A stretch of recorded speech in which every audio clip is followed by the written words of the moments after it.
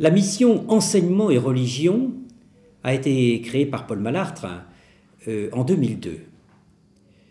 Elle s'appelle Enseignement et religion, enseignement au singulier parce qu'il s'agit de tout l'enseignement, et religion au pluriel puisqu'il s'agit des religions de l'ensemble des faits religieux, peut-on dire, à la suite du rapport de Régis Debray. Cette mission que j'ai eu la chance de conduire depuis 2002 a rassemblé beaucoup de personnes, plus d'une centaine, des enseignants du premier degré, du second degré et de l'enseignement supérieur. Il y a eu 3 groupes de travail qui ont réfléchi aux sources, c'est-à-dire d'où vient ce sujet, comment il est monté en puissance, quel est l'apport de l'enseignement catholique là-dessus, à travers tout le travail qui a été fait par les enseignants, par les tutelles aussi, diocésaines ou congréganistes, qui ont souvent là-dessus déjà une longue et riche histoire. Il y a un groupe qui a travaillé sur les concepts, pour essayer d'opérer des clarifications. Les mots sont brouillés, on le sait bien, et ils expriment d'ailleurs des pratiques souvent brouillées sur le sujet. Et puis, il y a un groupe sur les enjeux pour les enseignants, pour leur travail dans les disciplines, pour les disciplines elles-mêmes, qui sont de la sorte revisitées. Il y a toute une réflexion sur l'épistémologie des disciplines par rapport aux faits religieux. Et nous avons aussi mis en place des groupes de production d'outils pédagogiques. Ils sont composés d'enseignants qui ont déjà sur le sujet une pratique assez riche, qui ont déjà réalisé des choses, parfois publiées, écrit là-dessus, et qui ensemble, par groupe de champs disciplinaires ou de niveaux de vie scolaire, ont essayé d'apporter des exemples d'outils pédagogiques. En histoire, en lettres et en langue, dans les arts et le patrimoine, dans la philosophie, dans les sciences, au niveau du premier degré, de l'enseignement technique professionnel, au niveau aussi de la vie scolaire. Ce sont des échos de tout cela que vous verrez à travers les différentes séquences qui sont proposées dans ce DVD. Ajoutons enfin que la mission Enseignement et religion a essayé de susciter un plus grand dynamisme dans la formation des formateurs, à travers toutes les initiatives qui se prennent déjà ou qui pourraient se prendre davantage grâce aux organismes de la formation initiale et continue du premier et du second degré, et avec l'aide des compétences universitaires, qui peuvent y apporter, tant pour les sciences des religions que pour les sciences de l'éducation, et notamment pour la didactique du fait religieux, de nombreux éléments. L'enseignement du fait religieux à l'école, c'est d'abord l'affaire des enseignants. Les enseignants l'avaient d'ailleurs exprimé depuis quelques dizaines d'années, en particulier les enseignants de lettres, quand ils disaient que ça devenait très difficile d'enseigner la littérature, faute de culture religieuse, chez eux les enseignants comme chez les élèves. Comment enseigner Victor Hugo si l'on n'a pas un minimum de culture biblique? Le rapport Joutard en 1989 insistait déjà sur le besoin d'un meilleur enseignement de l'histoire des religions. Et le rapport Debray, en 2002, a élargi le thème en montrant que c'était un problème de société aujourd'hui préoccupant et qu'il fallait pouvoir engager une politique de formation des enseignants pour que le fait religieux soit traité par tous et dans toutes les disciplines. En effet, c'est l'affaire de tous les enseignants. Le fait religieux se trouve partout. Il se trouve bien entendu dans les programmes d'histoire, de géographie, mais il se trouve dans les programmes de lettres, dans tous les domaines artistiques, dans tous les domaines de la création humaine. Le fait religieux, on le trouve aussi dans les disciplines scientifiques. Les disciplines scientifiques qui ont une histoire ou une préhistoire religieuse. Et cette préhistoire religieuse habite leur représentation.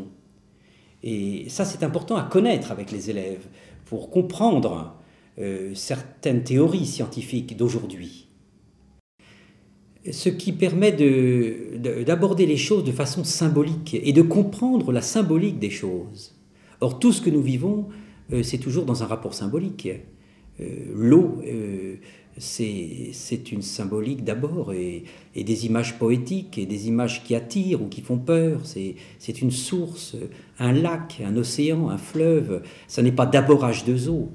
Et c'est dans cette réalité symbolique de l'eau que les hommes ont mis toutes leurs croyances aussi, les nymphes, les sirènes, les déesses de l'eau, et que l'eau est devenue symbole de la vie et de la mort. L'eau donne la vie, mais l'eau donne la mort. L'eau donne la vie, on le voit bien pour tous les éléments vivants, et l'eau donne la mort, c'est l'inondation, la noyade, et le passage de la mort à la vie qu'exprimera le baptême, les ablutions, les rites baptistes, tout cela plonge dans une symbolique qui est fondamentale. Mais on pourrait en dire autant des symboliques dans les mathématiques, symboliques des nombres, symboliques des formes, les symboliques de tous les éléments de la nature, de l'homme aussi.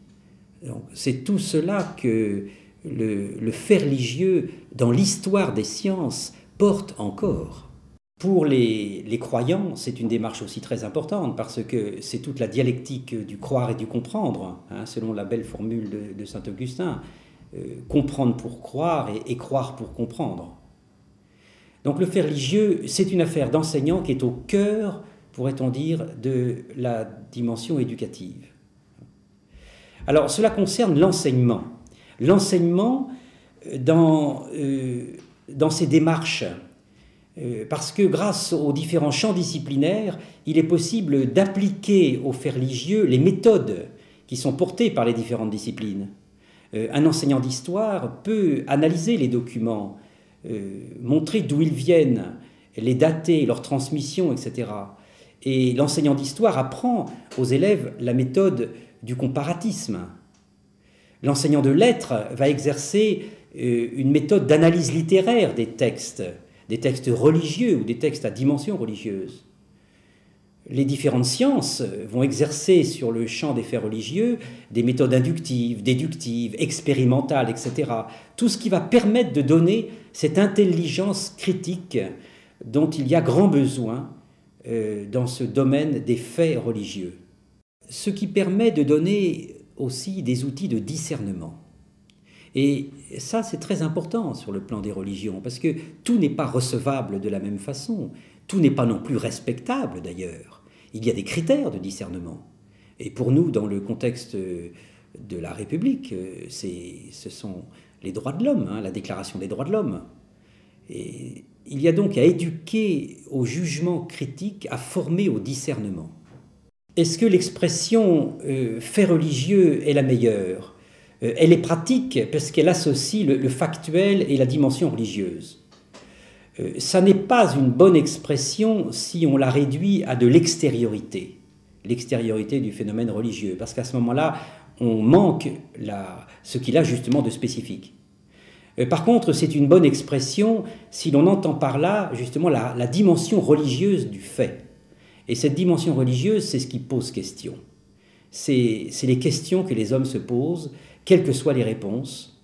Et je crois qu'il est plus important que les enseignants puissent apporter justement, non pas des réponses à toutes les questions humaines, parce que nous ne les avons pas et ce serait d'une infinie complexité, mais apporter des questions à toutes les réponses humaines, c'est-à-dire renvoyer à l'homme les questions qu'il se pose, ses interrogations fondamentales, c'est ce qu'il travaille dans le domaine justement des questions du sens, comme nous disons. Les questions du sens, d'où venons-nous, où allons-nous, que faisons-nous, à quoi bon tout cela. Voilà les questions qui sont portées par les religions, mais qui sont portées par tous les hommes, quelles que soient leurs croyances ou leurs incroyances. Dans ce DVD, il y a beaucoup d'exemples qui sont pris, enfin quelques exemples, de situations scolaires. Et les enseignants qui ont accepté, avec leurs élèves, de travailler et de montrer ce qu'ils font là-dessus, l'ont fait dans cet esprit de pouvoir illustrer les différentes démarches d'approche du fait religieux. Il s'agit toujours d'un travail dans le cadre des programmes ou de l'organisation de la vie scolaire, et il s'agit d'un travail qui permet de rejoindre les grandes questions éducatives. Finalement, les grandes questions ne sont pas celles du comment, mais celles du pourquoi. Et les sujets abordés dans les différents exemples qui sont proposés le montrent bien. Encore une fois, quelles que soient les adhésions des uns et des autres, quels que soient les engagements ou les refus des uns et des autres. Le fait religieux, on le trouve bien entendu en philosophie, la formation à l'esprit critique qui peut accompagner en fait tous les niveaux de l'enseignement. Autrement dit, travailler le fait religieux, c'est une question de formation de l'intelligence sur ces questions-là. Et on en a grand besoin au moment où l'on voit progresser tous les fondamentalismes qui représentent une véritable démission de la pensée et une façon de se crisper sur des textes tombés du ciel ou qui auraient dit la vérité d'une façon absolue, sans aucun recul critique sur ces textes, d'où viennent-ils, comment sont-ils traduits, comment nous parviennent-ils, etc. Régis Debray dit d'ailleurs dans son rapport qu'il y a aujourd'hui une pathologie du religieux. Et c'est vrai que faute d'esprit, de discernement, de jugement sur ces questions, on voit bien qu'elles sont traitées n'importe comment dans beaucoup de lieux par des charlatans du religieux. Et c'est dangereux pour la vie sociale, pour ce qui est instrumentalisé sur le plan politique. Il y a donc un effort important de formation à l'intelligence qui doit pouvoir endiguer cette montée des fondamentalismes. Il faut redonner à l'école sa mission éducative sur ces sujets. Je crois que du fait d'une laïcité qu'on appelle parfois de séparation dans ces domaines, l'enseignement est souvent appauvri et un peu desséché, comme si les questions du sens s'étaient évaporées. Alors, travailler la question du fait religieux, c'est redonner à l'école sa mission éducative.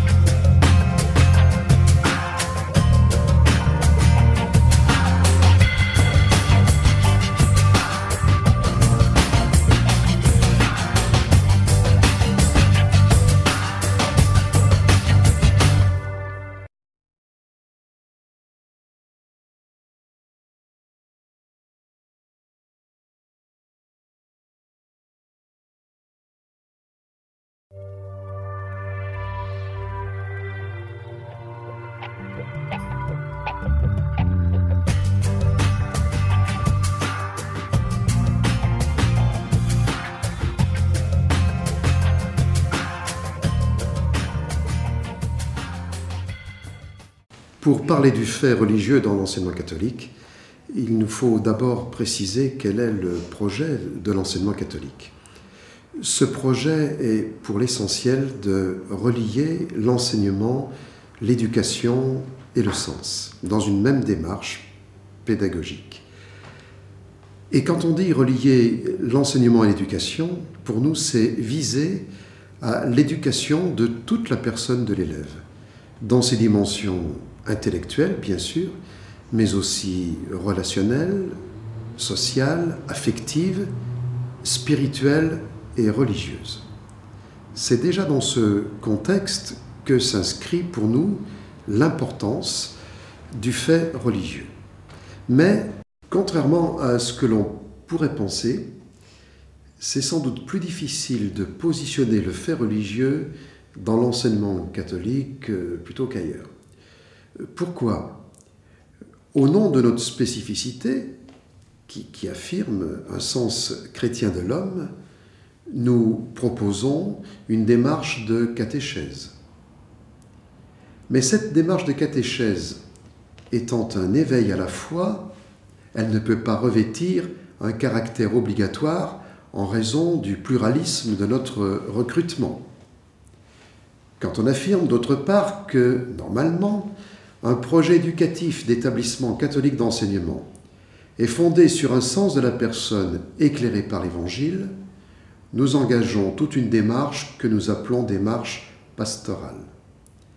Et le risque est alors de confondre, de mêler catéchèse, pastorale et fait religieux. Or, s'agissant du fait religieux, nous n'avons pas à nous demander si nous respectons bien le cheminement des uns et des autres. Le fait religieux n'est pas de l'ordre du facultatif. C'est pourquoi il s'adresse à tous les élèves. Pour nous, toute discipline scolaire, qu'on le veuille ou non, a une part de dimension religieuse. Alors on pourrait crier prosélytisme, ou bien dire, dans ce que vous dites là, n'êtes-vous pas en train de recommencer une affaire Galilée, de mélanger les savoirs et les religions. Nous n'avons pas l'intention de recommencer une affaire Galilée et nous sommes très respectueux de l'autonomie des savoirs. Mais on ne peut pas imaginer un enseignement d'histoire, un enseignement de littérature, un enseignement artistique, un enseignement philosophique sans tenir compte du fait religieux qui a marqué toutes les civilisations. Pour cette raison, nous attachons la plus grande importance à la formation des enseignants dans ce domaine. Et nous saluons l'effort fourni depuis déjà de nombreuses années en de nombreux endroits de formation en France pour préparer des professeurs à intégrer dans le concept de leur discipline la dimension religieuse de la culture. Nous saluons en particulier le travail du Centre universitaire catholique de Bourgogne qui permet une formation diplômante reconnue par l'État. Et cela est extrêmement important pour nous. C'est dans cet esprit que nous avons créé, il y a 2 ans, au sein du secrétariat général de l'enseignement catholique, la mission Enseignement et religion sous la responsabilité de René Nouella. Nous apprécions que René ait d'emblée mis au travail des acteurs compétents du fait religieux, de la dimension religieuse dans toute culture. Ces personnes ont déjà produit un certain nombre d'articles relayés dans nos publications et surtout auront largement contribué à donner du contenu au colloque sur le fait religieux. Ce travail devra se poursuivre au-delà du colloque. Pourquoi ? Car finalement, c'est difficile de faire entrer dans les mentalités que le fait religieux fait vraiment partie, pour nous, finalement, du socle commun de connaissances dont on parle tant ces jours-ci dans le cadre de la préparation de la loi d'orientation pour l'éducation nationale. Ce qui, à notre avis, renforce l'importance de tout ce travail entrepris autour du fait religieux dans l'enseignement catholique, c'est la réalité, pour nous, de plus en plus évidente, de l'accueil d'élèves de toute religion. Au nom de notre volonté d'ouverture à tous, aussi par une évolution sociale, culturelle, éthique et donc religieuse de notre recrutement. Une autre raison majeure pour nous de continuer de développer une meilleure connaissance du fait religieux dans l'enseignement catholique vient de ce que nous sommes de plus en plus ouverts à tous et à des enfants de toute religion ou à des enfants dont la famille ou eux-mêmes s'inscrivent plutôt dans la perspective de la non-croyance. Et il nous paraîtrait tout à fait anormal que, alors que dans une classe travaillent ensemble des jeunes de religion musulmane, des jeunes de religion juive, des jeunes de religion chrétienne, on puisse passer toute une année scolaire sans apprendre et mutuellement ce qui fait l'origine, la spécificité de la religion de l'autre. Pour nous, cette connaissance des religions ne doit pas être compartimentée, Quelquefois, on nous dit, est-ce que pendant qu'il y a catéchèse, vous ne pourriez pas, pour d'autres, faire un cours sur l'islam et pour d'autres encore, faire un cours sur le judaïsme? Non. C'est tous les élèves ensemble qui doivent découvrir ce qu'est l'islam, ce qu'est le judaïsme, ce qu'est le christianisme ou ce qu'est le bouddhisme. Et cette connaissance mutuelle des religions représentées dans une classe intéresse aussi ceux qui sont plutôt dans une attitude d'indifférence religieuse. C'est également les respecter que de leur faire découvrir ce qui peut être la religion pour d'autres. Pour nous, introduire ainsi le fait religieux, un peu plus que nous l'avons fait jusqu'alors, dans l'enseignement catholique, c'est une manière de lutter contre certaines formes de communautarisme. C'est lutter contre des formes d'intolérance, car l'intolérance naît souvent de la non-connaissance de l'autre différent dans sa religion. Aussi pour nous, l'apport peut être essentiel de tout ce qui se passe aujourd'hui par cette commission, par la formation des enseignants, c'est d'apprendre encore un peu plus à vivre ensemble.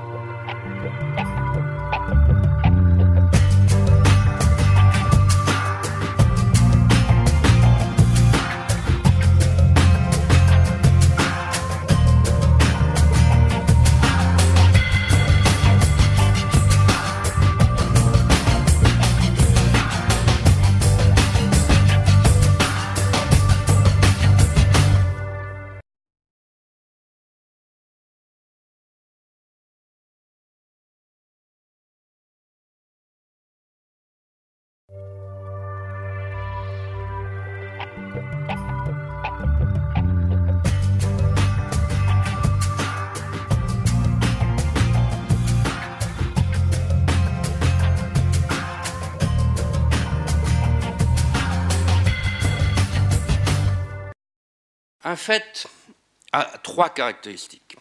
Permettez-moi d'être un peu scolaire, mais si on ne l'était pas ici, où le serait-on? D'abord, il se constate et s'impose à tous.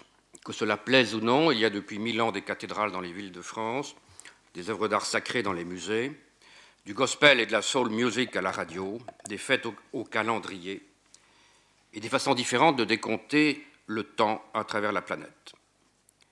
Et entre 9 et 14 millions de musulmans en Europe, Turquie exclue. Peut-on se bouffer les oreilles, fermer les yeux devant le monde tel qu'il est? Peut-on refuser d'écrire sur son agenda parce qu'on n'a aucune raison objective de prendre pour l'an 0 la date probablement erronée de la naissance de Jésus? Deuxièmement, un fait ne préjuge pas de sa nature ni du statut moral ou épistémologique à lui accorder. Superstition, superstructure, facteur explicatif de l'histoire ou fausse conscience des acteurs, ces interrogations relèveront du débat philosophique, elles doivent être formulées, mais elles supposent d'abord la prise en considération d'un matériau empirique, qu'il s'agisse d'un vitrail, d'un poème, d'un massacre, d'une route de pèlerinage ou d'une œuvre de charité, prise en considération sans jugement de valeur pour ou contre. Prendre acte n'est pas prendre parti. Troisième caractéristique, le fait est englobant. Il ne privilégie aucune religion particulière, considérée comme plus vraie ou plus recommandable que les autres. Alors il est vrai que nos programmes d'histoire rencontrent en priorité les religions abrahamiques, mais vous avez vu que nous avons donné une place au siècle des Lumières, sans négliger non plus autant que possible les religions de l'Antiquité et de l'Asie. Car le bouddhisme, l'hindouisme, les religions chinoises comme les traditions animistes africaines sont partie prenante sur un strict pied d'égalité au grand arc des phénomènes humains qu'il nous faut embrasser sans nombrilisme ni ethnocentrisme. Parce qu'on a longtemps opposé l'ordre des faits, c'est-à-dire le consistant, l'attestable, le solide, à l'ordre des croyances, l'imaginaire, l'évanescent ou le subjectif. Mais enfin, il y a des faits de croyance qui sont à cheval sur le matériel et sur le spirituel, sur le politique et sur l'imaginaire. Et ces faits de croyance, ils brouillent cette distribution des rôles propre à un certain positivisme. Je dis un certain parce que ce n'était pas celui d'Auguste Comte. Les rois thaumaturges, chers au très laïque Marc Bloch, ne guérissaient certainement pas les écrouelles. Mais le fait qu'on y ait cru pendant des siècles n'a pas peu contribué à la stabilité objective de la monarchie en France. L'existence du paradis n'est malheureusement pas attestée. Et encore moins que les martyrs sur la voie de Dieu y accèdent en priorité. Mais le fait qu'on ait pu ou qu'on puisse toujours y croire a fait jadis galoper des dizaines de milliers de chrétiens jusqu'en Terre Sainte et a mis une poignée d'illuminés dans des avions ultramodernes direction New York ou Washington. Alors, on est en droit de penser que ces mythes sont des symptômes d'ignorance et d'arriération, mais l'ignorance de ces mythes serait aussi un signe d'arriération et d'ignorance. L'ignorance de ces mythes, leur provenance et la diversité de leurs interprétations. Disons que cette ignorance n'aiderait personne à comprendre les relations Occident-Orient, ni d'ailleurs le journal de cet après-midi. Et au fond, peut-on même aborder l'économie et le CAC 40 sans réfléchir aux fiduciaires, aux phénomènes subjectifs de confiance et d'incroyance qui font monter ou baisser les cours, qui font de la monnaie une croyance objectivée. Et de la Banque de France, c'était dans ses statuts, je cite, la gardienne de la foi publique. Alors, le fait, c'est plus qu'une opinion. Et cela peut surprendre dans une tradition libérale. Pensons à notre Déclaration des droits de l'homme et du citoyen, article 10. Nul ne doit être inquiété pour ses opinions, même religieuses, pourvu que leurs manifestations ne troublent pas l'ordre public établi par la loi. Tel était le statut du phénomène religieux pour les constituants de 89. Or, ce qui s'est passé depuis 1789 nous a appris qu'opinion est un mot, disons, un peu optimiste, un peu anodin ou un peu léger, pour désigner la conviction religieuse qui est à haute énergie. Et peut-être que Marx, d'ailleurs, au vu des événements, aurait complété l'opium du peuple par la vitamine du faible. Ce n'est pas que le mot d'ordre de Condorcet rende la raison populaire et rien perdu de son actualité. Je crois que le rôle de l'instruction publique reste plus que jamais, excusez-moi, monsieur le ministre, je cite, de former des citoyens difficiles à gouverner. Et je dirais aussi, mais nous sommes d'accord, et que le rôle de l'instruction publique reste également de former des citoyens, ajoutons-nous, difficiles à manipuler et à embrigader dans des sectes, par exemple. Pourquoi ? Parce qu'ils ont acquis l'esprit critique. Et entre Condorcet et nous, il y a eu Durkheim, Marcel Mauss et Lévi-Strauss. C'est-à-dire que l'évolution des savoirs a modifié, élargi, complexifié nos outils intellectuels. La raison n'est plus une déesse intangible et virginale répandant les lumières dont c'est quel point suréminent sur les obscures banlieues de l'Occident. Parler de faits religieux, c'est envisager autre chose qu'une histoire des opinions, autre chose que le développement des techniques du bien-être personnel, macrobiotique, musique planante, ésotérisme, et même quelque chose de plus qu'une intime espérance ou qu'une option spirituelle relevant du libre arbitre de chacun. Pourquoi ? Parce que le fait de conscience est un fait de société et un fait de culture, un fait social total, disait Marcel Mauss, qui déborde donc le sentiment privé et l'inclination individuelle, qui les déborde dans les rues, dans les arts, dans les juridictions. Autrement dit, les religions affectent le socle lourd des mentalités et pas seulement l'histoire des idées. Et c'est cette dimension, je dirais, structurante, certains disent identitaire ou collective, qui est inscrite dans la chair des sociétés, qui lui donne sa place comme objet d'étude dans l'enseignement public, me semble-t-il. Alors, je parle de public, disons que le rôle public revendiqué par les églises et les confessions, ou la vocation qu'elles s'attribuent d'informer le social, cela est un fait d'histoire. Il ne faut pas le confondre, bien sûr, avec le statut institutionnel de ces églises au regard du droit public, qui relève, lui, d'un choix civique. disant que le statut des associations cultuelles concerne l'administration des cultes, mais il se trouve que les cultes ne se réduisent pas aux lieux de culte. Outre une liturgie, ils organisent une économie, ça vaut surtout dans d'autres pays que le nôtre, un commerce, des pèlerinages. Ils scandent les heures et ils polarisent l'espace, ils déterminent ce que l'on mange, comment s'habiller, porter ou non la barbe, avec qui se marier, où se faire enterrer et comment éduquer ses enfants. C'est-à-dire que c'est une anthropologie pratique plus qu'une spéculation théologique. Et c'est bien là, bien sûr, que gît la difficulté. C'est bien là que gît la difficulté pour le passage, je dirais, du vœu à l'acte, ou je dirais de notre séminaire au lycée et au collège.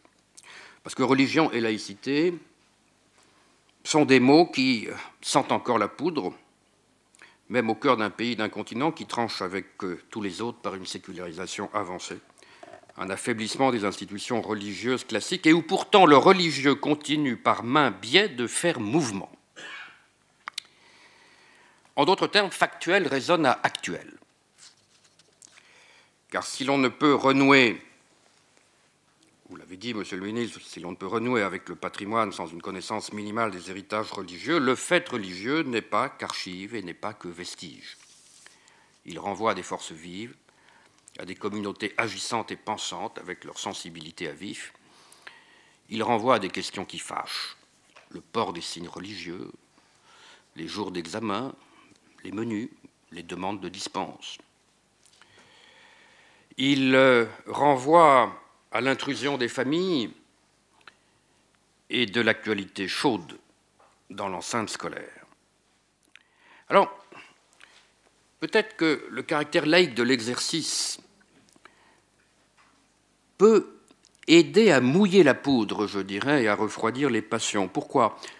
Parce qu'une distinction sereine et clairement revendiquée des domaines de compétence est déjà en soi une pédagogie. Je veux dire que la laïcité postule, si je ne me trompe, outre l'obligation de réserve des agents publics et la stricte égalité entre croyants et non-croyants, elle postule l'autonomie du professeur par rapport à tout groupe de pression, qu'il soit d'ailleurs commercial, économique, politique ou ecclésiastique.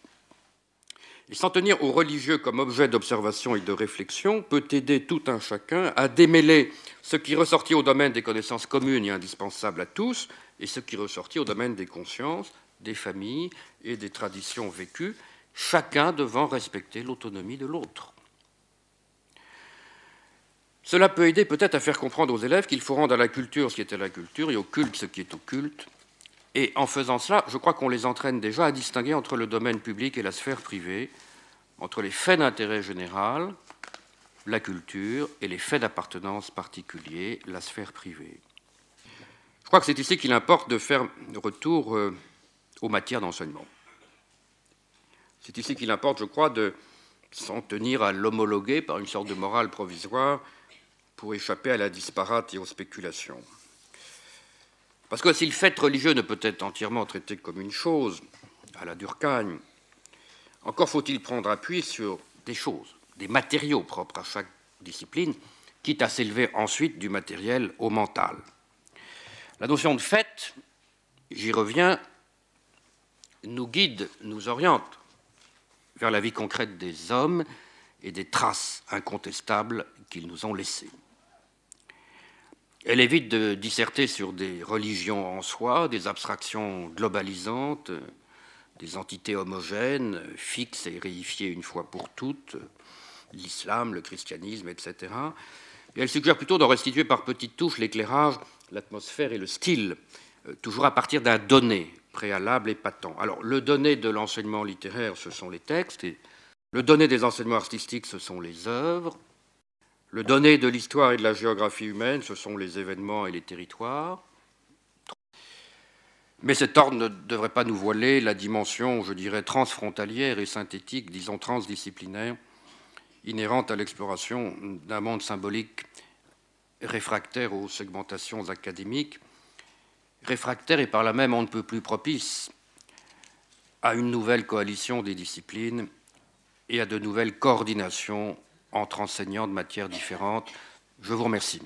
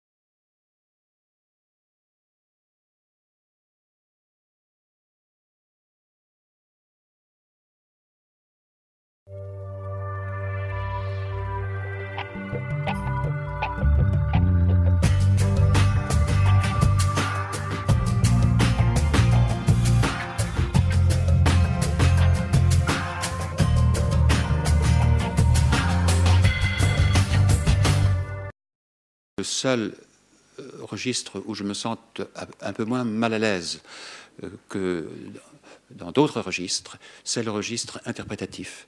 Pas au sens herméneutique, mais au sens musical du mot. Je ne sais, par rapport à l'art, qu'il soit poétique, musical, pictural, ici il s'agit de peinture, je ne sais pas faire autre chose que d'essayer d'écouter le retentissement d'une œuvre que je vois et de partager ce retentissement avec d'autres personnes. Si cette œuvre retentit en elle aussi. Et je me suis rendu compte qu'il était important parfois de raconter des histoires. Et que là, dans le fait de raconter des histoires, ne se résumait bien sûr pas l'approche de l'art, mais que cela jouait beaucoup. Dans un paysage comme celui-ci, de Ruisdael, qui est au Louvre, que vous connaissez, le coup de soleil, je crois qu'on peut, d'une manière qui soit aisément partageable, si je puis dire, faire entendre à des enfants, vous voyez, je dis entendre, je suis plus musicien que n'importe quoi, je pense, ou musical, n'importe quoi d'autre, faire entendre à des enfants ce que cette touche, sans vouloir jouer cette tache jaune, ce coup de soleil vespéral, citronné, introduit comme élément de réflexion, sorte de blessure possible, peut-être, dans le continuum de notre vie, mais blessure pour la délectation. Si je montre maintenant cette œuvre-ci, Pyrame et Thisbé, qui se trouve à Munich, de Poussin, maintenant je vais vous montrer les œuvres de Poussin. Si je montre cette œuvre à des enfants, qu'est-ce que je vais essayer de leur dire? Je leur raconterai cette histoire de Pyrame et Thisbé auprès du mûrier fatal. Et peut-être que j'évoquerai Roméo et Juliette, ça se peut qu'ils connaissent Roméo et Juliette mieux que Pyrame et Thisbé. C'est l'histoire d'amour très douloureuse. Quand on voit ce paysage, et en particulier ici au premier plan, la découverte par Thisbé de la mort de Pyrame, je raconterai comment il se fait que Pyrame s'est tuée croyant qu'elle était morte, dévorée par une lionne. De fil en aiguille, je leur montrerai d'autres images. Je leur montrerai que la lionne, elle est toujours vivante, la voilà. On essaie de la combattre, mais elle est en train de tuer quelqu'un. Je leur montrerai qu'il y a, je leur ferai partager peut-être, qu'il y a là une tempête terrible. Vous voyez tous ces arbres, qu'il y a des éclairs dans le ciel, que tout le monde essaie de s'enfuir. Et à travers la fable, puisque là, nous sommes dans un domaine qui n'est plus conflictuel, personne ne croit à l'histoire de Pyrame et Thisbé, autrement que comme la métaphore d'amour malheureuse, heureuse et malheureuse. Mais peut-être vont-ils conclure très vite que décidément, il y a là seulement de la tristesse, de la douleur et de l'absurde. Peut-être leur suggérerais-je, peut-être ne seront-ils d'ailleurs pas d'accord avec cela, que pour Poussin, il y a place dans la tragédie du monde humain et dans la folie des éléments, place pour le calme, pour l'harmonie, pour la paix. Et qu'est-ce qui sera le plus vrai? Toute cette folie ou le miroir, si calme? Qu'est-ce qui est le plus vrai? Le miroir ou la scène? Je ne sais pas. Je ne leur dirai pas que je sais. Mais au moins, j'essaierai avec eux, de les ouvrir à la question, dans un domaine beaucoup plus délicat. Je vais m'aventurer dans l'histoire des 4 saisons, dans ce que l'on dit, avec une surabondance d'interprétations, être le testament de Nicolas Poussin. C'est l'histoire des 4 temps de la saison, des 4 âges spirituels de l'homme. Ces 4 œuvres sont inspirées, toutes les 4, de thèmes bibliques. Et le printemps, c'est le paradis terrestre, c'est donc le premier livre de la Genèse. L'hiver, c'est le déluge, c'est aussi la Genèse. L'automne, c'est le livre des Nombres. Et l'été, c'est le livre de Ruth. Donc nous sommes bien dans l'univers biblique. Mais on veillera, je pense, à le dire, mais à faire entendre aux enfants qu'il n'y a pas superposition de l'image et du texte, et qu'il y a, je dirais, grande liberté interprétative de la part du peintre. Par exemple, à propos du serpent qui serait ici, si nous avons lu la Genèse, nous savons qu'il y avait un serpent dans l'arbre de la connaissance. Mais j'ai cherché, moi, à voir ce serpent. Et Dieu sait que Poussin est fasciné par les serpents, il en met partout. Mais ici, je n'ai jamais vu de serpent. Alors, est-ce qu'il est là? Mais s'il est là, il est tellement caché que c'est comme s'il n'y était pas. Ou est-ce qu'il n'est pas là? Et dans un cas comme dans l'autre, mais surtout dans le second cas, que signifierait cette présence innocente, voilà déjà un jugement, excusez-moi, du premier couple, Adam et Ève. Une Ève qui se lève déjà, un Adam qui est encore assis, une Ève qui d'un doigt très, très fort indique le fruit savoureux qu'il faut goûter, et qui le dit à Adam dans un sourire. Et au sourire d'Ève répond le sourire d'Adam. Semble-t-il, ici, dans leur rapport, il n'y a nul maléfice. À ceci près que Ève, qui est déjà debout et qui est l'initiatrice de l'aventure humaine, mais d'une manière, me semble-t-il, non pécamineuse, est encore empreinte des reflets de la végétation. Elle est plus avancée que l'homme, mais elle est en même temps plus que lui, dans son corps même, liée à la nature. Il n'y a pas là de contradiction. Et puis, s'en va, de ce côté-ci, la lumière. Ils partiront peut-être par là. Et que fait Dieu pendant ce temps-là? Il s'en va. Il s'en va. Est-ce qu'il s'en va parce qu'il a maudit leur péché? Ou est-ce qu'il s'en va pour laisser l'humanité libre de courir son aventure humaine? Je leur indiquerai que peut-être il y a là matière à s'interroger. Ici, je vous montre 2 exemples de Christ crucifié, qui me semblent, pour l'avenir, être parmi les éléments les plus problématiques d'une présentation à de jeunes enfants.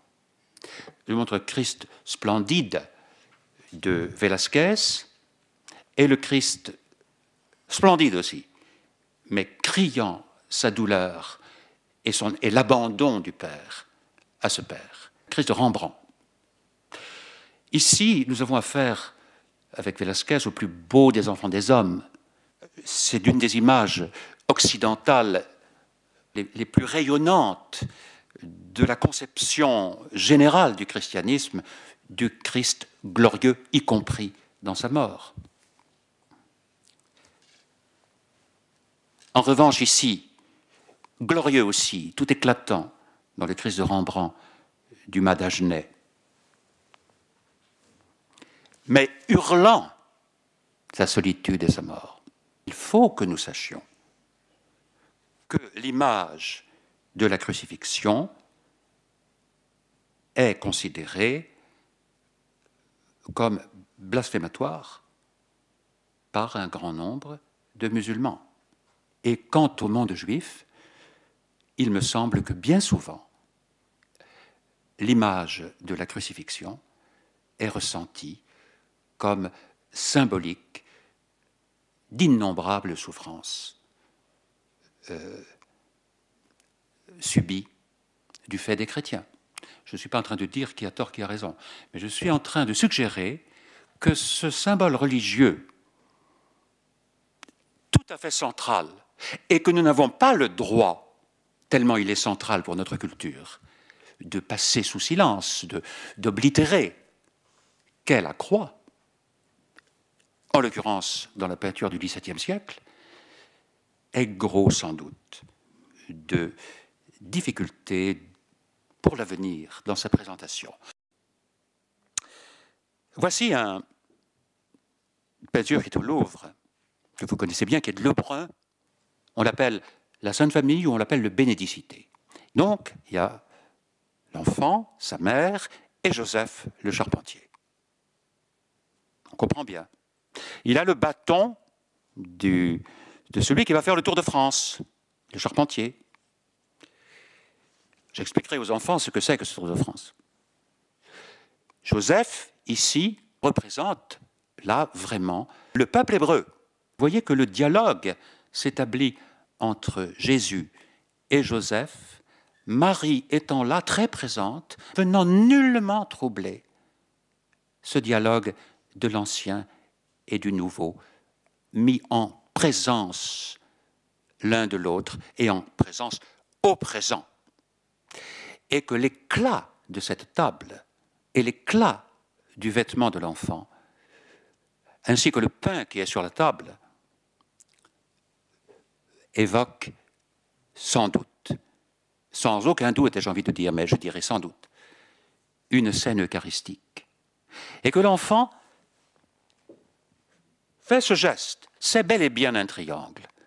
C'est un geste de bénédiction, sans doute, mais c'est aussi, en cette sainte famille de la terre, une évocation, très probablement, du mystère de la Trinité. De la même façon que ce n'est, je crois, pas trop solliciter les choses que de voir le caractère triangulaire de cette table eucharistique. Donc ici, il y aura beaucoup de références à faire entendre aux enfants. J'ai conscience qu'il faut garder une distance, mais j'ai conscience aussi que cette distance n'exclut pas une forme de participation à la poétique des choses. C'est comme si on décidait que le domaine religieux devait être exclu de la délectation artistique. C'est absurde, mais c'est très difficile.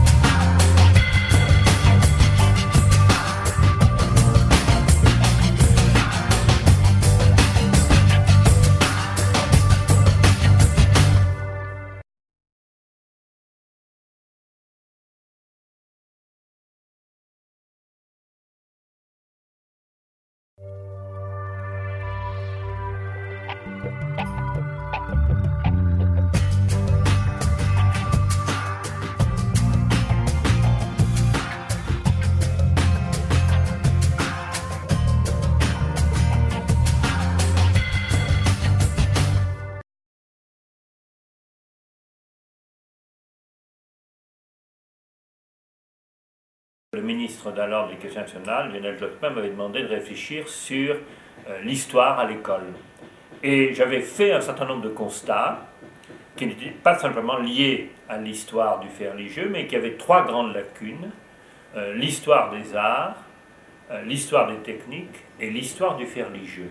Et là, je rejoignais des remarques faites bien avant moi par la Ligue de l'enseignement. Il ne faut jamais oublier que c'est la Ligue de l'enseignement, la première, qui a rappelé que pour comprendre le passé, l'héritage, le patrimoine, il fallait avoir une connaissance des phénomènes religieux, mais aussi d'ailleurs pour comprendre le monde actuel, dans une perspective, vous l'avez bien compris, laïque, non confessionnelle, non religieuse, tout à fait différente des croyances des uns et des croyances et des incroyances des autres.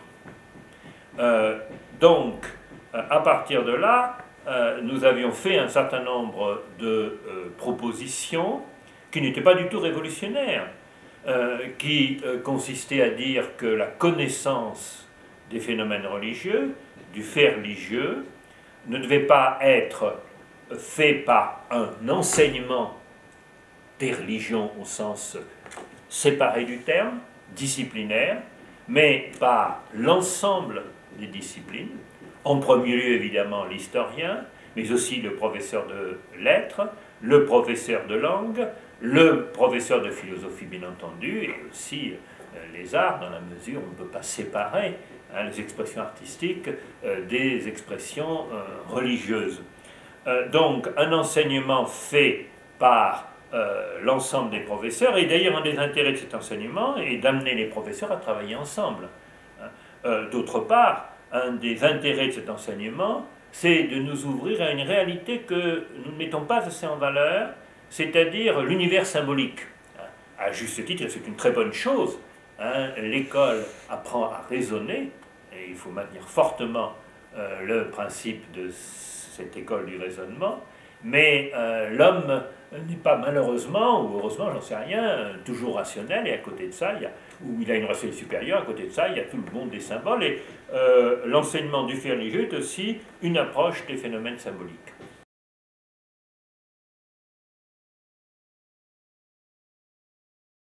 Nous avons lancé des idées, et je tiens à le dire, ensuite elles ont été heureusement reprises, et en particulier il y a un homme dont il faut dire le nom, c'est Dominique Borne, l'actuel doyen des doyens, qui en histoire, je crois, a parfaitement relayé nos propositions. Si bien que dans les programmes des années 90, aussi bien au niveau des collèges qu'au niveau des lycées, il y a eu des avancées très significatives. Je rappelle par exemple que pour le programme de seconde, la naissance du christianisme a été introduite, ou une très belle question sur la Méditerranée au milieu du Moyen-Âge, ou le problème de la coexistence des trois religions, des trois cultures, trois religions du livre, et bien, même progrès au niveau des collèges. Par conséquent, il y a déjà de gros progrès qui ont été faits.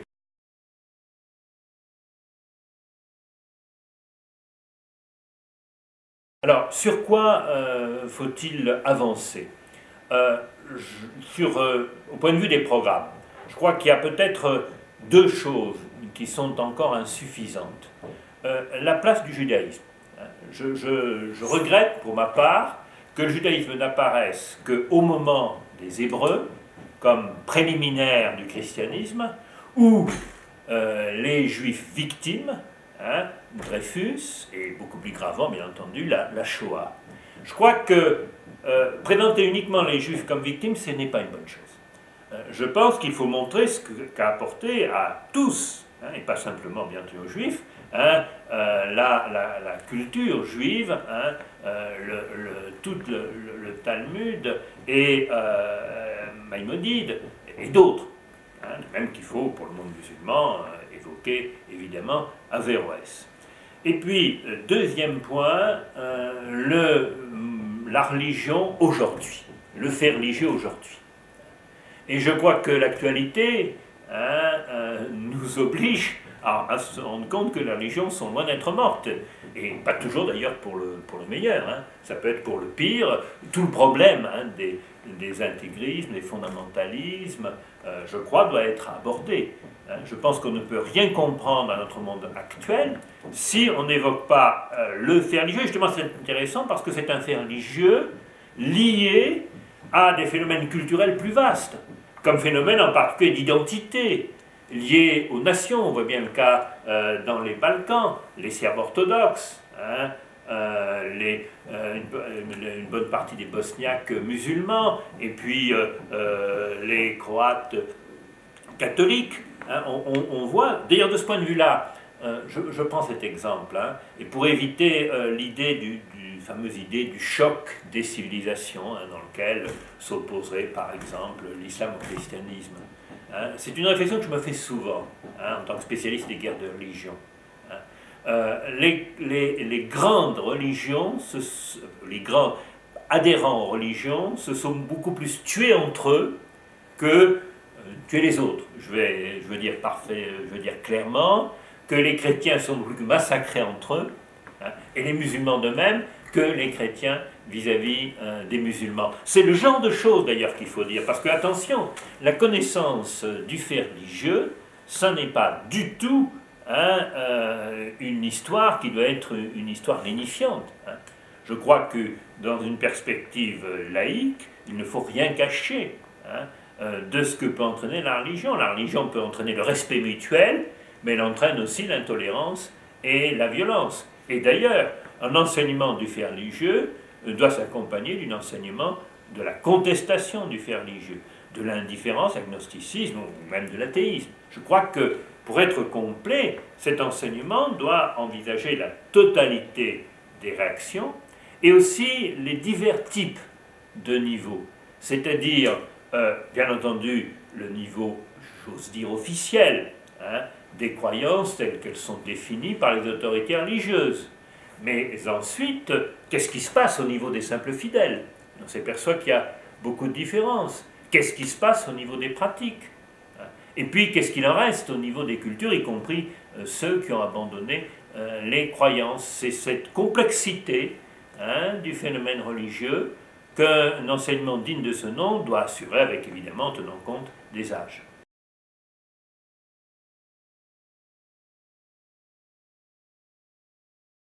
Le problème n'est pas aujourd'hui au niveau des programmes. Le problème aujourd'hui est au niveau de la formation des enseignants et des craintes des enseignants. C'est ça le principal obstacle. Et de ce point de vue-là, je crois qu'en 2003, les difficultés apparaissent aux enseignants beaucoup plus grandes, hein, que par exemple dans les années 90. Il y a beaucoup d'enseignants ont peur d'aborder le phénomène religieux face aux réactions, hein, de certains élèves. Et je serai le dernier à leur jeter la pierre, hein, pour employer justement une image religieuse. Hein.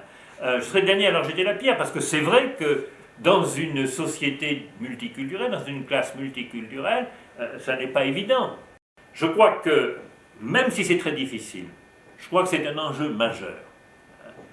L'enjeu, en effet, pour former des élèves qui seront des citoyens aptes à être dans le monde et à dominer ce monde, l'enjeu majeur, c'est de leur apprendre la complexité du monde. Et l'intérêt du phénomène religieux, c'est justement que c'est par excellence un phénomène d'une complexité extraordinaire. Et donc, ce qui fait la difficulté de cet enseignement, que je ne nie pas du tout, en fait la richesse. Voilà pourquoi je crois, qu'il faut faire un énorme effort de formation, et que deux, dans un domaine comme celui-ci, je crois que ça relève de pédagogies différentes. Je comprends la peur. Donc pourquoi pas, hein, c'est souvent l'occasion, et j'allais dire ça diminue les risques, entre guillemets, pourquoi pas, hein, de faire cet enseignement à 2 professeurs, hein, ou parfois même à 3. C'est évident qu'on domine mieux la chose. Hein.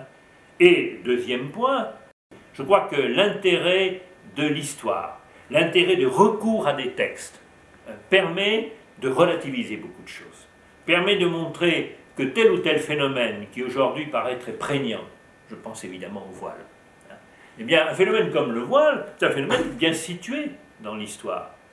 J'ai commencé ma carrière comme jeune professeur au Maroc. J'ai fait beaucoup de missions en Égypte. Je peux vous dire que dans les années 70, le problème du voile, 1970, je m'explique, le problème du voile ne se posait pas du tout. Donc, est-ce que c'est un phénomène religieux ou est-ce que c'est un phénomène culturel? J'ajoute que quel est le rapport du voile, et d'ailleurs au Coran? Est-ce que c'est une des obligations fondamentales? Prendre un exemple. Voilà, j'abandonne là, mais c'est pour dire par conséquent que c'est un phénomène d'une complexité extrême qui angoisse les enseignants. Nous les comprenons, mais je crois qu'il ne faut pas reculer. Car il s'agit d'un des éléments, d'une des clés de compréhension de notre monde actuel, et reculer, c'est d'une certaine manière empêcher nos élèves de comprendre le monde contemporain et de se comprendre eux-mêmes. C'est-à-dire que nous sommes là au cœur de la laïcité. La laïcité qui est, comme l'a dit très bien, très belle l'expression de Régis Debray, une laïcité d'intelligence. Et laïcité d'intelligence, c'est une laïcité qui doit, en quelque sorte, conduire les élèves à comprendre les divers types d'expressions religieuses ou spirituelles plus largement, sans, bien entendu, y adhérer, comprendre l'autre, comprendre sa logique, et comprendre que diverses logiques religieuses peuvent coexister, et que si on veut une société de respect, et donc une société démocratique, la démocratie, c'est l'acceptation de ces logiques différentes.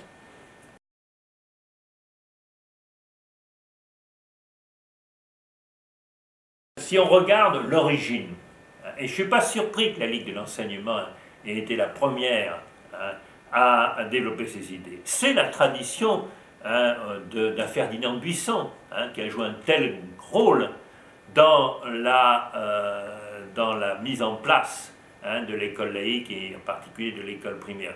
Donc, au sens originel du terme, je crois qu'on n'est pas contre les origines de la mise en place de l'école laïque. Au niveau de la pratique, en revanche, je crois effectivement que c'est une révolution mentale parce que le monde a changé énormément. Eh bien, je crois que pour pouvoir, vivre, 2, construire ensemble, il faut avoir cette compréhension et donc pouvoir dépasser ces différences. Alors, disons que s'il y a une révolution mentale, c'est parce que notre monde a aussi été révolutionné d'une certaine façon, d'une façon très, très, très profonde. C'est le résultat de la mondialisation.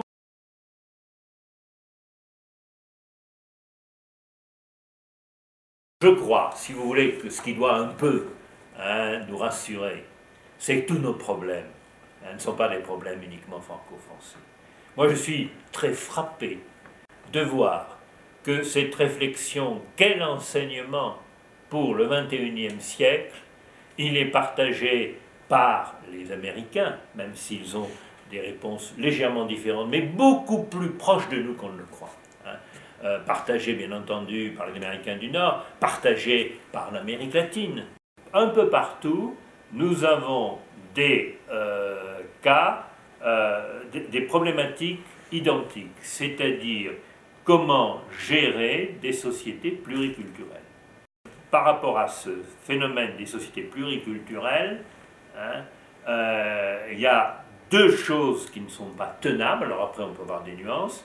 D'une part, le communautarisme pur, c'est-à-dire les gens complètement enfermés dans leur ghetto communautaire, mais de l'autre côté, la négation de toutes les différences, l'aveuglement sur ces différences, faire comme s'ils n'existaient pas, c'est tout aussi suicidaire.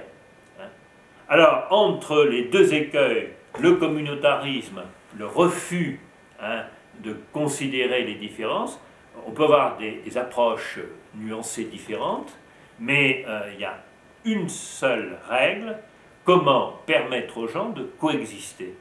Comment permettre aux gens non seulement de coexister, mais de pouvoir construire ensemble, d'avoir un projet commun. Car au-delà justement de ces différences spirituelles, plus simplement religieuses, il y a, je crois, l'émergence, et là nous rejoignons évidemment un problème de citoyenneté, de valeurs. Et une histoire, et plus qu'une histoire, une connaissance du fait religieux doit aussi éventuellement mettre en valeur ces points de convergence.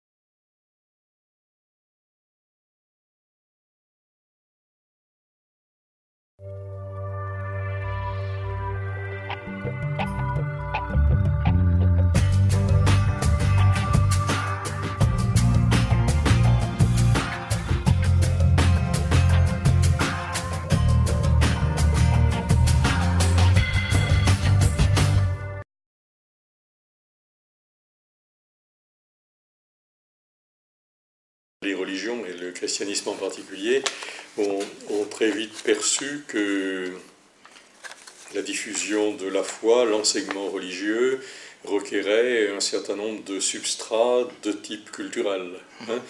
Et ce substrat ou ces substrats successifs ont été très fonction des niveaux d'instruction de la population et des modes d'instruction dont on disposait. Alors, si on prend le cas du Moyen-Âge, on pourrait montrer par exemple comment les cathédrales, la figuration religieuse, les fresques, ont été un apport culturel pour permettre la connaissance de la religion, ont été une forme de catéchèse. Face à une population qui était globalement encore analphabète, l'image était un moyen de transmettre, de faire connaître les grands mystères de la foi. De la même manière, le théâtre. Songez par exemple au phénomène des passions, les représentations de la passion, les grands mystères qui permettaient de donner une vision des épisodes centraux de la vie du Christ, les grands aspects des mystères de la foi. Et puis je crois qu'il y a un tournant qui intervient d'une part avec la technologie nouvelle que représente l'imprimerie, et d'autre part le phénomène rapproché dans le temps de la Réforme. Et alors il y a là un rôle tout à fait important des protestants, enfin des églises issues de la Réforme.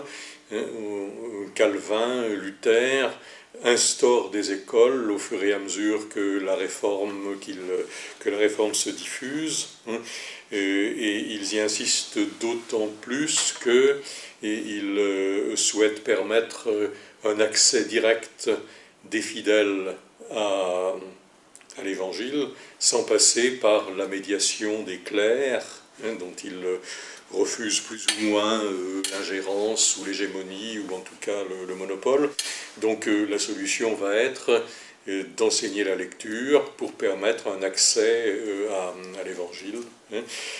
Et puis par la suite, cela va entraîner tout le mouvement de la contre-réforme, et en particulier tout ce qui va se faire dans le domaine d'abord de la formation des clercs, avec le Concile de Trente, avec le Saint Charles Borromée, la fondation des séminaires pour renforcer, pour systématiser la formation théologique du clergé, et puis également toutes les congrégations issues de la période de la contre-réforme pour la diffusion de l'instruction dans les milieux populaires. Il y a une sorte d'interférence d'une donnée, d'un facteur d'ordre technologique, et puis d'un facteur d'ordre théologique et pastoral, à savoir donc cette volonté de faire monter le niveau de culture du peuple chrétien pour qu'il puisse accéder à la connaissance, à une connaissance plus approfondie de la foi, grâce à une culture plus solidement maîtrisée. Donc d'où ce phénomène de diffusion de l'enseignement primaire à travers, par exemple, songez à la fondation de congrégations comme celle des Sœurs de Saint-Charles à Lyon, qui se donne pour objectif la formation des enfants de milieux populaires, ou bien un peu plus lointainement Jean-Baptiste de La Salle et les Frères des écoles chrétiennes, et puis alors à l'intention d'autres milieux sociaux, l'émergence progressive des collèges de la Compagnie de Jésus, l'émergence des oratoriens. Jean-Baptiste de La Salle a particulièrement insisté sur ce point. D'ailleurs avec, je dirais, un effet double. D'une part, la formation des enfants pour qu'ils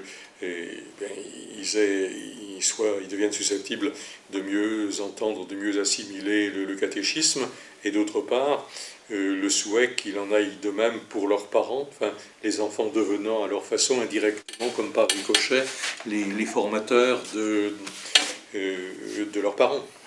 Puis on va retrouver, alors à un autre niveau, on va retrouver le même phénomène dans un autre grand moment de fondation, qui est celui qui est postérieur à la Révolution, c'est-à-dire le début du XIXe siècle, avec l'émergence de grandes congrégations qui se donnent le même objectif, et en particulier pour aussi, c'est une caractéristique de l'époque, pour l'éducation des filles.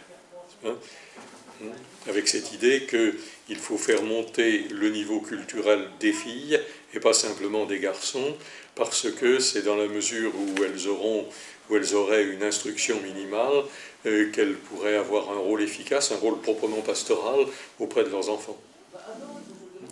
D'où l'émergence d'un très grand nombre de congrégations, soit destinées à des enfants de milieux choisis, soit des enfants de milieux populaires, dans les 20 ou 30 premières années du 19e, et puis également alors, du côté des garçons, le renforcement de congrégations, l'émergence des grandes congrégations de frères qui vont s'organiser sur le modèle des frères des écoles chrétiennes pour diffuser l'instruction dans les campagnes, dans les bourgs. Je dirais qu'il y a eu une sorte de renversement des finalités. Quand on prend le cas des frères des écoles chrétiennes, par exemple, enfin, de tout ce mouvement-là, bon, il y a un enseignement profane, notamment un enseignement de la lecture, dont Jean-Baptiste Lassalle pense qu'il est indispensable pour attirer des parents, pour les convaincre de confier leurs enfants à ces établissements, mais il pense aussi qu'au total, la formation profane, c'est un moyen d'accès à la formation religieuse, même si elle a sa valeur propre et même si elle a un impact sur les parents. Mais la finalité, au total, c'est l'instruction religieuse, et la formation profane est un moyen de la formation religieuse, même si elle a cette fonction tactique par rapport aux familles. Puis l'évolution, elle va dans une sorte de renversement des finalités, c'est-à-dire que ce qui était le moyen, à savoir l'instruction profane, devient la fin, et que peu à peu, avec l'évolution que vous savez, la formation proprement religieuse prend une place moindre, et qu'à la limite, on ne sait plus bien où la faire figurer dans des emplois du temps qui deviennent de plus en plus massifs et contraignants. Alors le problème d'aujourd'hui, c'est bien effectivement de retrouver à la fois la place de cet enseignement et ses moyens et ses finalités. Bon nombre se sont efforcés d'introduire les techniques nouvelles de communication. Enfin, on pourrait voir cela, par exemple, à travers l'évolution de la catéchèse. Et peut-être plus particulièrement en un lieu, je dirais, très symbolique de l'évolution de la catéchèse, qui est celle des sujets handicapés. En tant que leur difficulté d'accès à la dimension intellectuelle de la foi a suscité une plus forte inventivité de moyens ingénieux susceptibles de leur permettre un accès au sacré en dépit de leurs difficultés d'ordre conceptuel. On peut dire que l'avènement du siècle des Lumières, ou plus globalement le progrès des connaissances scientifiques, donc les modifications culturelles, renouvelle la problématique proprement religieuse. L'exemple sans doute le plus frappant, c'est tout ce qui tourne autour de l'interprétation de la Genèse. C'était déjà tous les problèmes liés à l'histoire de Copernic, de Galilée, oui. Mais plus précisément, par exemple, tout le phénomène de la création, la problématique des relations entre la théologie de la création et puis l'évolutionnisme, la manière dont l'évolutionnisme darwinien a amené à poser le problème le sens de la notion de création, et toutes les modifications que cela a entraîné dans le registre de l'exégèse, dans la manière de lire la Bible, dans le passage d'une lecture littérale à une lecture symbolique, etc. Donc cela amène à une sorte d'affinement. Le progrès de la culture contraint à un affinement de la compréhension de la foi et des problématiques de la foi. Les fondateurs de congrégations avaient une vision de la culture qui était plutôt de type littéraire, philosophique et théologique que de type proprement scientifique. Hein, et que ce qui a posé problème à certains d'entre eux, c'était la manière d'articuler la culture gréco-latine, c'est-à-dire une culture païenne, hein, avec la culture chrétienne. Hein, ce qui a donné lieu à des épisodes précis, je pense par exemple au cas du gaumisme, c'est-à-dire ce prêtre de Nevers du XIXe siècle qui avait critiqué très vigoureusement le travail pédagogique des congrégations et notamment des jésuites en disant qu'il faisait une place beaucoup trop considérable aux humanités gréco-latines et que, si je me souviens bien sa formulation, ils introduisaient ce faisant ce que lui appelait le ver dans le fruit. Hein, et il préconisait une culture qui aurait été essentiellement centrée sur les pères de l'Église. Hein, et il y a eu donc au XIXe des controverses à ce propos. Hein, quelle est la part à donner, en somme, aux humanités gréco-latines et puis à la culture proprement chrétienne, comment articuler l'une et l'autre. Autrement dit, on est dans une situation, s'agissant de la culture française, qui comporte un grand nombre de données d'origine chrétienne. Et je crois qu'il y a deux remarques à faire là-dessus.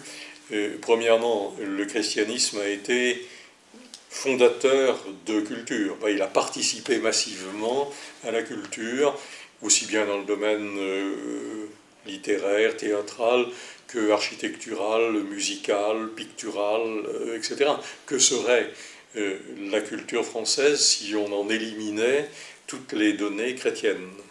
Il y a donc là une solidarité entre culture chrétienne et culture scolaire dont la dissociation apparaît aujourd'hui de manière assez cruelle, et c'est bien cela qui a entraîné ces débats actuels sur l'enseignement du fait religieux avec toutes les questions que cela soulève et la perplexité face à laquelle cela met.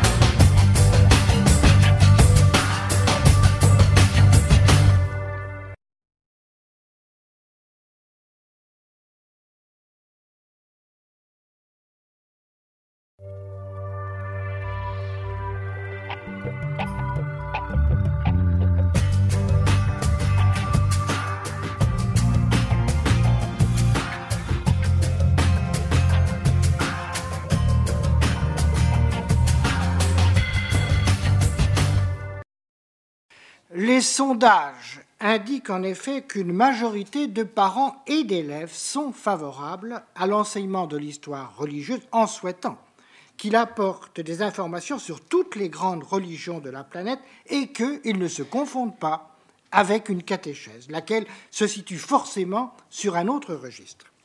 Mais je sais aussi que cet enseignement suscite inquiétude et méfiance de deux côtés différents. Ne va-t-on pas, de façon camouflée, on en a parlé ce matin, réintroduire le catéchisme à l'école, ou à l'inverse, ne va-t-on pas, sous prétexte d'histoire comparée, relativiser la foi religieuse dans l'esprit des enfants croyants? Ce sont des objections sérieuses que nous devons prendre en compte.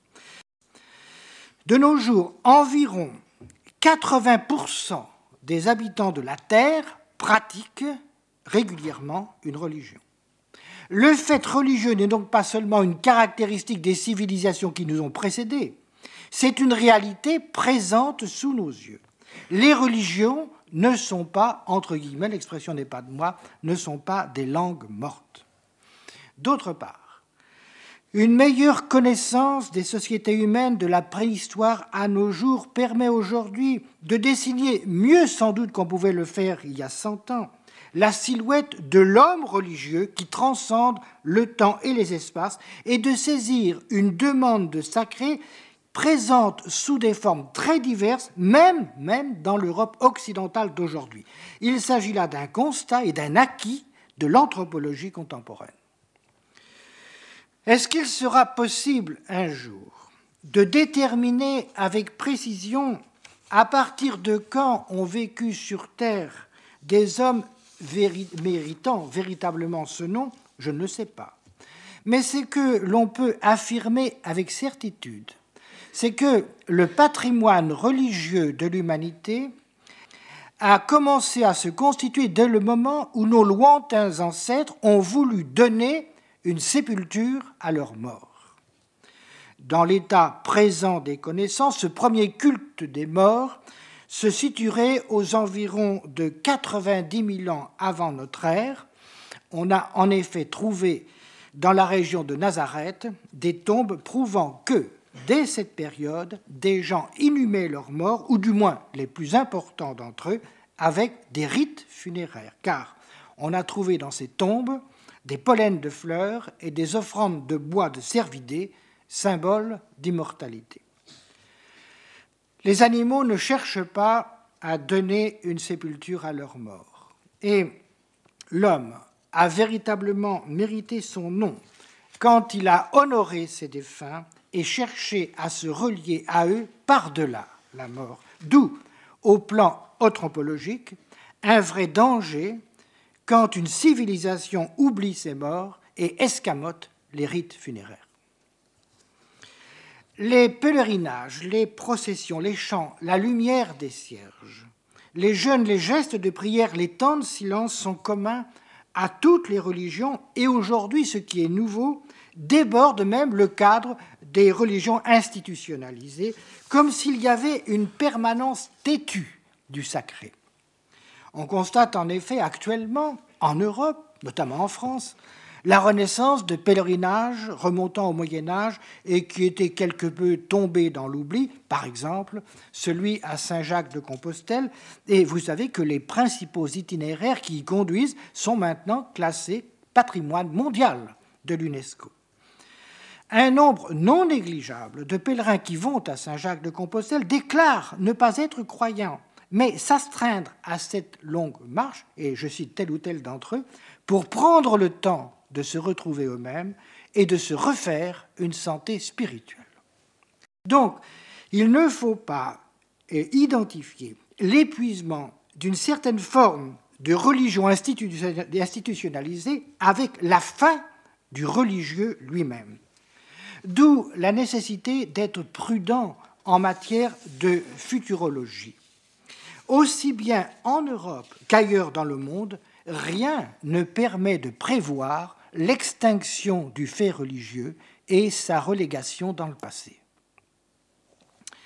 Pourtant, dans nos pays, l'ignorance croissante de l'histoire religieuse prend, vous le savez tous comme moi, des proportions alarmantes et crée un vide de la mémoire dans lequel peuvent s'engouffrer tous les ésotérismes et tous les intégristes. Plus globalement, la simple objectivité et la nécessaire connaissance de nos racines nous invitent, nous, Européens, à enseigner aux enfants de l'ex-chrétienté ce qu'a été cette chrétienté avec ses ombres et ses lumières. Sinon, et pardonnez-moi la comparaison, mais notre silence n'est pas sans rapport avec l'action des talibans qui voulurent effacer le souvenir des Bouddhas pré-islamiques. J'ai conscience que mes vœux, qui rejoignent encore une fois ceux de Régis Debray, en faveur d'une dose significative d'histoire religieuse dans les programmes scolaires, vont à l'encontre à la fois des engouements techniques de notre temps et des soucis des parents qui craignent pour leurs enfants la surcharge des cours. Et le problème, sous ces deux aspects, est très sérieux. Mais en reprenant une expression à la mode, mais il s'agit tout de même d'un choix de société, ou bien se rattacher au passé, ou au contraire rompre avec lui par le silence et la méconnaissance. Et si l'on choisit de maintenir les ponts, ou même en l'occurrence de rétablir les ponts avec le passé dont nous sommes issus, alors il faut nécessairement accorder une vraie place aux faits religieux dans l'enseignement. Et cela dans le climat de tolérance que la laïcité doit permettre d'instaurer. Et c'est une anecdote. Je crois à la mission pacifiante de l'histoire. Certes, encore une fois, nous ne pouvons pas gommer les guerres de religion qui ont jadis ensanglanté l'Europe et qui continuent en différents endroits du monde. Nous ne devons pas, sous prétexte d'irénisme, les passer sous silence. Mais peut-être nous faut-il corriger, au moins partiellement, notre façon de regarder et de faire voir le passé, et en particulier le passé religieux. Et je retrouve ainsi en quelque sorte mon propos du début. Car aujourd'hui, du haut d'un avion, un homme seul, en 2 minutes, peut détruire une ville qu'on avait mis 2000 ans à construire. Alors, nous, historiens, ne devons-nous pas aussi et tout autant rappeler le lent travail des bâtisseurs? Dans nos cours, dans nos manuels, et surtout, je dirais, dans les émissions télévisées, est-ce que nous devons retenir principalement les guerres, les crimes, les désordres et les catastrophes, sans apporter aussi le rééquilibrage objectif des réussites et de la générosité? Est-ce que l'histoire des hommes est seulement, comme l'avait affirmé Hegel, celle d'un grand abattoir? N'est-elle pas plus encore celle des grandes civilisations qui se sont épanouies dans le temps et dans l'espace? Et je crois bien que c'est ce que pensait Fernand Braudel lorsqu'il y a presque 50 ans, il suggérait une modification en ce sens des programmes d'histoire. Or, et ce sera pour moi le mot de la fin, une histoire des civilisations doit nécessairement accorder une place importante aux faits religieux. Merci.